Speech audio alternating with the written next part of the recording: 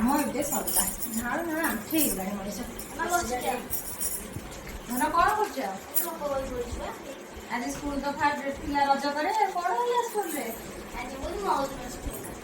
କାହିଁକି ଆଉ ସବୁଦିନ କଣ ମଉଜ ମସ୍ତି ହଉଥିଲା କି?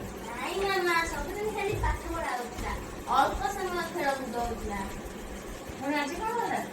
ଆଜି ଅଳ୍ପ ପିଲା ଆସିଥିଲେ ସ୍କୁଲରେ, ଆମକୁ ଗୁରୁଜୀ ଗପ କରିବେ।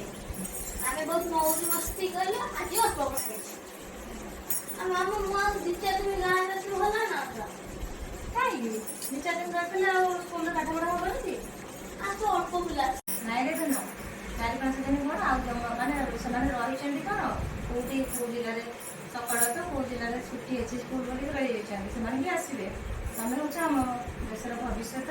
ପୁଣି ପାଠ ପଢା ସମୟରେ ତମେ ସମୟ ବର୍ବାଦ କରି ମାମୁଁ ଘର ବନ୍ଧୁବାନ୍ଧବ ଘର ବୁଲିଲେ ଆମେ ଭବିଷ୍ୟତରେ ନିଶ୍ଚୟ ଦିନ ହଇରାଣ। ଆମ ମୁଖ୍ୟମନ୍ତ୍ରୀ କିଏ? ତାଙ୍କ ଭାଷଣ ଶୁଣିଲ? ସେ ଆମ ଓଡ଼ିଶାକୁ କେମିତି ବିକାଶ ପଥରେ ଆଗେଇ ନେବା ପାଇଁ ଚାହୁଁଛନ୍ତି। ତେଣୁ ଆମେ ବି ତାଙ୍କ ବିକାଶ ପଥରେ ସାମିଲ ହେବା। ତେଣୁ ସବୁ ଅଭିଭାବକମାନଙ୍କୁ ମୋର ଅନୁରୋଧ, ସେମାନଙ୍କ ପାଠ ପଢ଼ା ପିଲାମାନଙ୍କୁ ବନ୍ଧୁବାନ୍ଧବଙ୍କୁ ନେଇ ଆସି ବିଦ୍ୟାଳୟକୁ ପଠାନ୍ତୁ। ପାଠ ପଢ଼ା କାର୍ଯ୍ୟରେ ସେମାନଙ୍କୁ ସାମିଲ କରନ୍ତୁ।